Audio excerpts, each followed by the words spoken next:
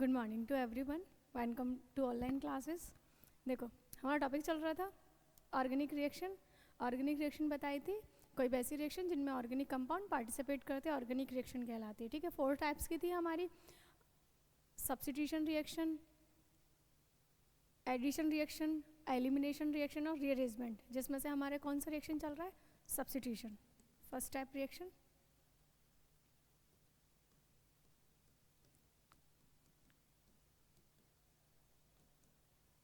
Substitution reaction. ठीक है, जो सब्स्टिट्यूशन रिएक्शन थी, substitution reaction how many type of substitution reaction? 3 types. किसके बेस पर? अटैकिंग रीजेंट के बेस पर।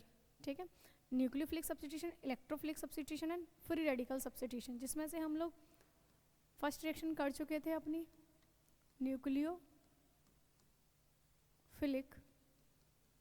Substitution reaction.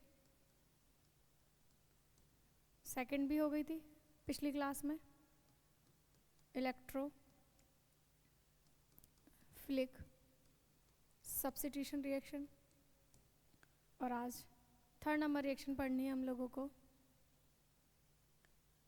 Free radical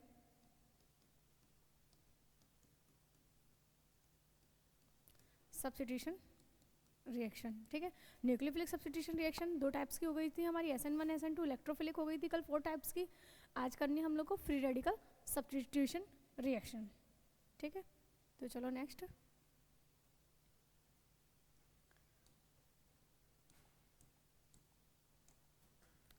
reaction number 3 है हमारी सब्स्टिट्यूशन की,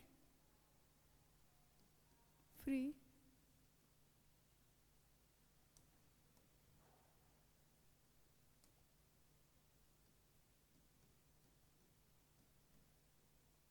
रेडिकल सब्स्टिट्यूशन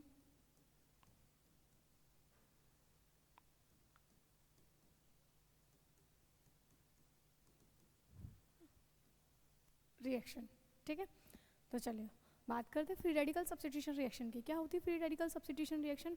कोई भी ऐसी सब्स्टिट्यूशन रिएक्शन जिनमें एक फ्री रेडिकल का रिप्लेसमेंट किसके द्वारा हो जाएगा? किसी अनदर फ्री रेडिकल के द्वारा।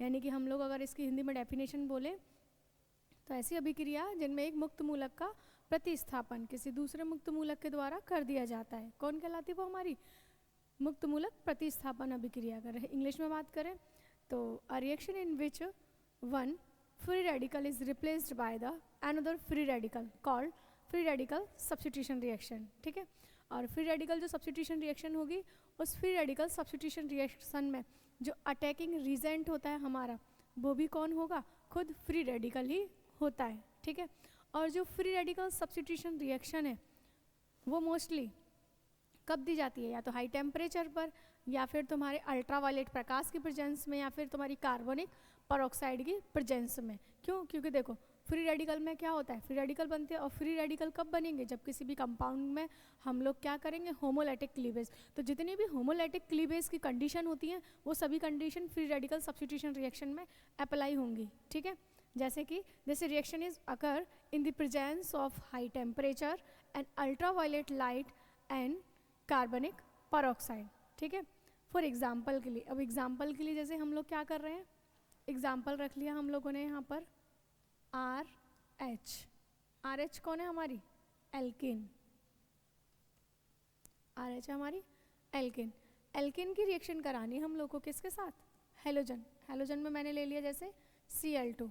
ठीक है, किसकी प्रेजेंस में? H, अल्ट्रावायलेट लाइट की प्रेजेंस में रिएक्शन करानी है हम लोगों को। ठीक है, यानी कि क्या कराना है? हेलोजन के साथ। हेलोजन के साथ मतलब क्लोरीनेशन रिएक्शन। तो हम लोग chlorination of alkene in the presence of ultraviolet light. तो क्या मिलेगा हम लोग को फ्री रेडिकल में?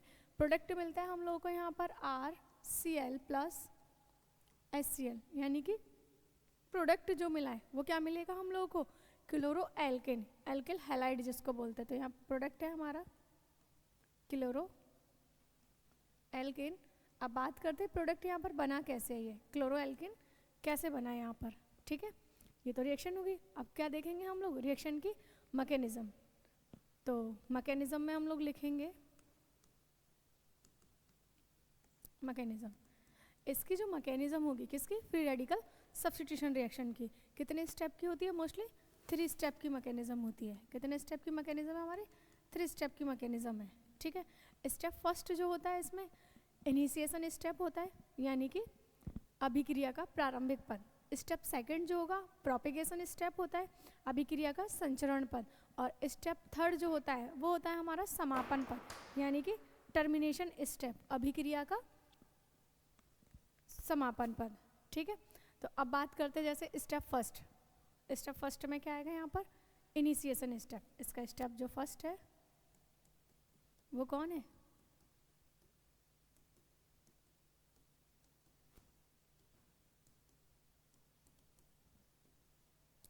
इनिशिएशन स्टेप, ठीक है। स्टेप फर्स्ट जो है वो हमारा इनिशिएशन स्टेप है। अब इनिशिएशन स्टेप में करना क्या है हम लोगों को कि इनिशिएशन स्टेप में क्या बनते हैं यहाँ पर? फ्री रेडिकल बनेंगे, ठीक है।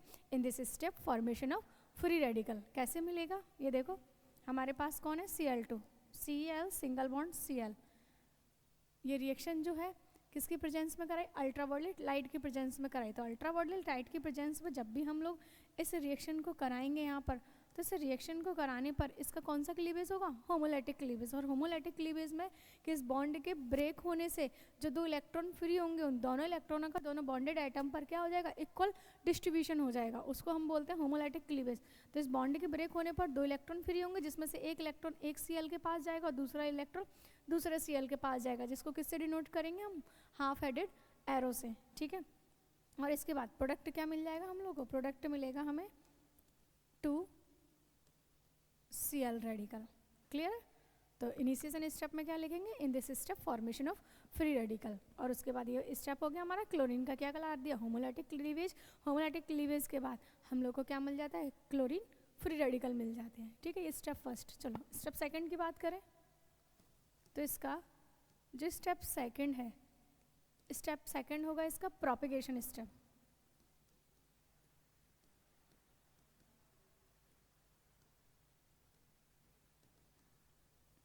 स्टेप सेकंड है प्रोपेगेशन स्टेप। इस स्टेप की एक और खास बात है इस रिएक्शन में कि इस रिएक्शन में जो प्रोडक्ट का फॉर्मेशन है वो थर्ड स्टेप के लिए वेट नहीं करता। कौन से स्टेप में हो जाएगा? सेकंड स्टेप में प्रोडक्ट का फॉर्मेशन होता है। तो हम लोग बोलेंगे in this step formation of product, ठीक है। तो यहाँ पर क्या करना है? ये जो रेडिकल मिला है, ये जो रेडिकल है अब वो किसके पास आएगा? रिएक्टेंट के पास। और रिएक्टेंट कौन है हमारा? RH alkyl halide. किसके पास आया है? Cl रेडिकल RH के पास आएगा। अब देखो प्लस माइनस को तो ले नहीं जाएगा क्योंकि जिस पर भी अटैक करेगा बॉन्ड बनाना। बॉन्ड बनाने का मीनिंग है यहाँ पर एक Cl रेडिकल है तो अपने साथ किसको ले जाएगा? H रेडिकल को। तो यहाँ मिलेगा हमारे पास R रेडिकल प्लस H और Cl रेडिकल ने आपस में अपने एक एक इलेक्ट्रॉन को शेयर करके क्या बना लिया होगा यहाँ पर? HCl bond. अब कौन मिल गया हम लोग को? एल्किल फ्री रेडिकल मिल गया यहाँ पर।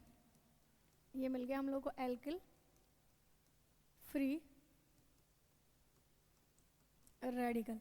अब ये जो हमारा एल्किल फ्री रेडिकल है, ठीक है, एल्किल फ्री रेडिकल जो है अब वो किसके साथ रिएक्शन करेगा? क्लोरीन के साथ। और क्लोरीन के साथ रिएक्शन करेगा तो क्लोरीन का कौन सा क्लीवेज हुआ होगा? होमोलैटिक क्लीवेज। एक इलेक्ट्रॉन इसके पास, दूसरा इलेक्ट्रॉन इसके पास। तो एक Cl रेडिकल एक R रेडिकल के साथ मिलकर RCl बना लेगी और एक मिल जाएगा Cl रेडिकल। ये मिल गया हम लोगों को हमारा प्रोडक्ट एल्किल हैलाइड, ठीक है, या क्लोरो एल्किन। ये हो गया हमारा सेकंड स्टेप। नेक्स्ट करेंगे हम लोग स्टेप थर्ड। स्टेप थर्ड है टर्मिनेशन स्टेप।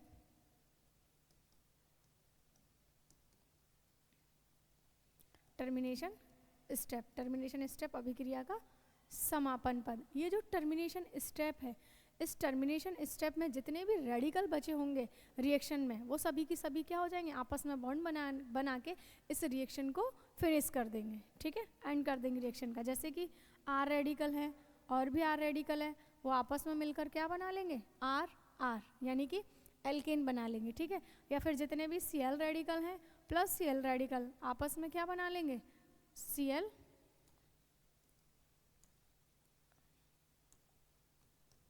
का फॉर्मेशन कर देंगे। या फिर जितने R रेडिकल हैं कुछ Cl रेडिकल मिलकर क्या बना लेंगे? RCl। That's clear. ये होगी हमारी free radical substitution reaction. 3 step है, इनिशिएशन स्टेप, प्रोपेगेशन स्टेप और termination step. Free radical substitution example लिया था एल्किल हैलाइड का, किसके साथ रिएक्शन कराई थी? क्लोरो क्लोरीन के साथ, ठीक है। क्लोरीन के साथ रिएक्शन कराने से क्लोरो एल्केन या एल्किल हैलाइड फॉर्मेशन हुआ था। ये जो मैकेनिज्म है 3D स्टेप की थी, initiation, propagation and termination. Initiation step में पहले फ्री रेडिकल का फॉर्मेशन होता है, प्रोपेगेशन स्टेप में एल्किल हैलाइड और उसके बाद प्रोडक्ट का फॉर्मेशन हो जाता है, और टर्मिनेशन स्टेप में रिएक्शन क्या होती है हमारी, समाप्त हो जाती है। ओके।